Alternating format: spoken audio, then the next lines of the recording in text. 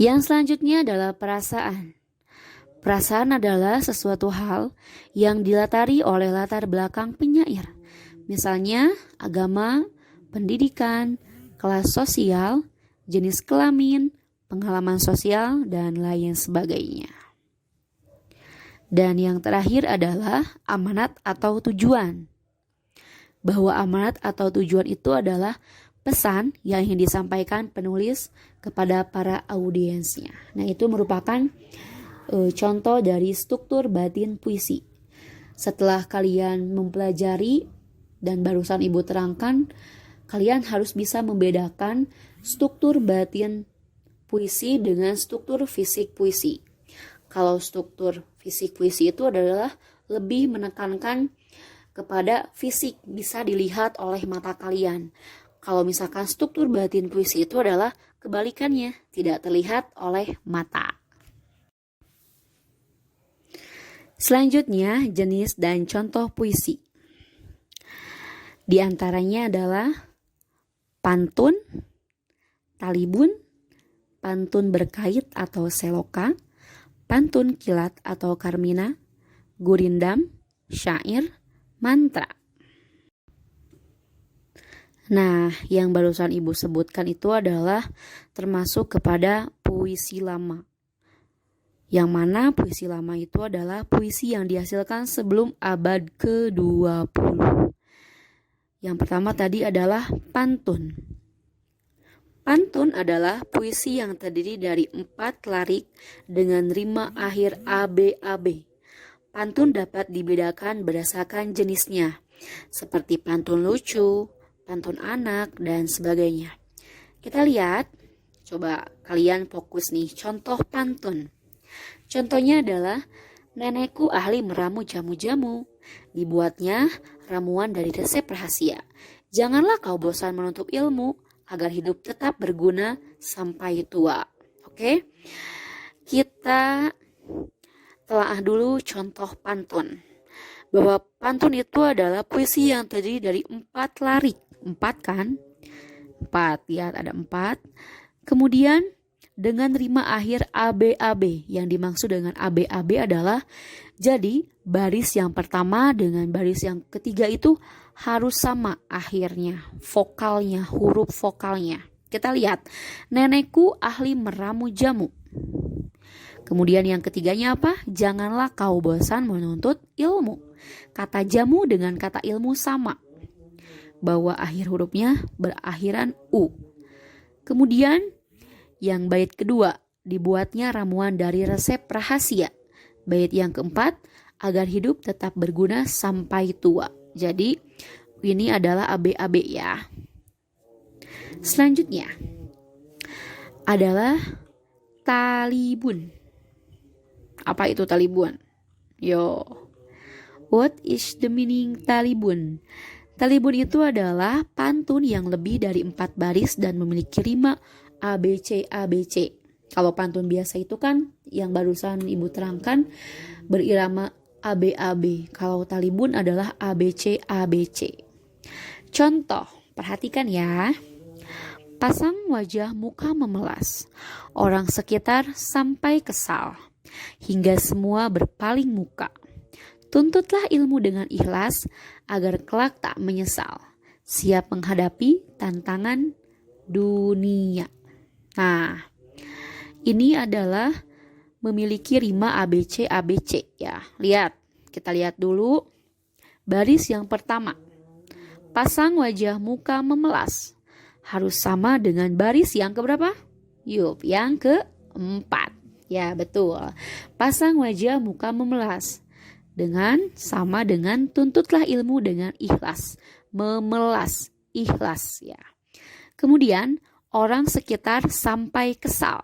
Harus sama dengan yang keberapa? Yang ke-5.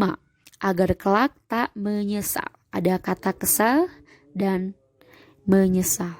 Kemudian hingga semua berpaling muka. Harus sama dengan bait yang terakhir. Siap menghadapi tantangan dunia. Nah, itu merupakan contoh dari talibun. Yang selanjutnya adalah seloka. bukan alias saloka ya. Tapi ini adalah seloka. Apa itu seloka? Ada yang pernah mendengar itu seloka? Seloka itu adalah pantun berkait berasal dari Melayu klasik yang berisi pepatah. Contohnya, disengat lebah menjadi kuat. Orang kuat karena berolahraga. Supaya jadi manusia bermanfaat, banyak syukur dengan apa yang ada. Jadi seloka ini lebih menekankan kepada pepatah. Ya. Selanjutnya adalah Carmina. Carmina itu adalah salah satu prosa di mana bentuknya lebih pendek dari pantun. Saking pendeknya biasa juga disebut dengan pantun kilat. Ya. Hanya 2 baris saja contohnya. Kita lihat. Gelatik terbang ke awan, cantik itu dermawan. Ada yang bisa gak? Contohnya misalkan 1.2, kamu cantik dia yang punya. Gitu ya. Contoh dari Carmina. Jadi Carmina itu adalah lebih pendek dari pantun. Simple ya. Selanjutnya Gurindam. Ada yang pernah mendengar? Apa itu Gurindam? Gurindam itu adalah puisi yang terdiri dari 2 bait, yang mana tiap baitnya terdiri dari 2 baris kalimat dengan rima yang sama. Biasanya terkandung nasihat dan amanat. Contohnya, apabila orang berkata banyak, itu tandanya dia dusta. Ya, itu contoh dari. Selanjutnya adalah syair. Apa itu syair? Syair itu adalah puisi yang tersusun dari 4 baris dengan bunyi akhiran yang serupa. Syair biasanya menceritakan sebuah kisah dan di dalamnya terkandung amanat yang ingin disampaikan penyairnya. Coba kalian perhatikan contoh dari syair. Jikalau hidup sekedar hidup, seekor kera pun juga sanggup. Jikalau kerja sekedar kerja, kerbau pun bisa melakukannya. Nah, ini merupakan contoh dari syair. Yang selanjutnya adalah mantra. Mantra itu adalah ucapan-ucapan yang dipercaya dapat mendatangkan kekuatan magic. Biasanya dipakai dalam acara tertentu. Contohnya, mantra yang dirapal untuk menolak turunnya hujan atau sebaliknya. Nih contohnya, contoh mantra. Perhatikan ya kalian ke layar. Contoh mantra, Bismillahirrohmanirrohim. Poli terpoli. Besi meluka, besi menangkal.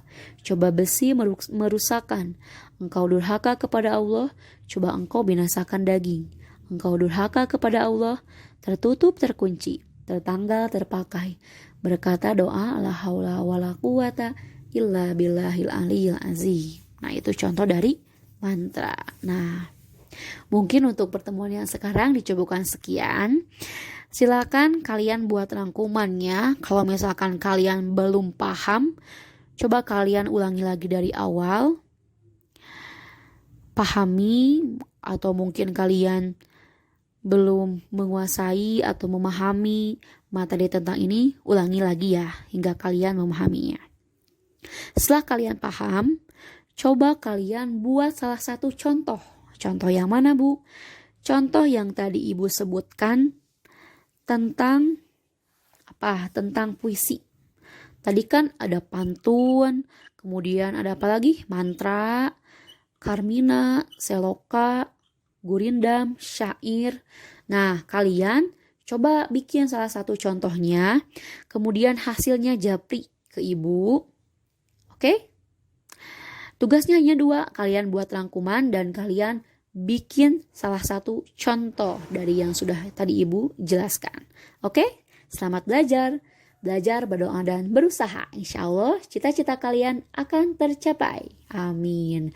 Wassalamualaikum warahmatullahi wabarakatuh.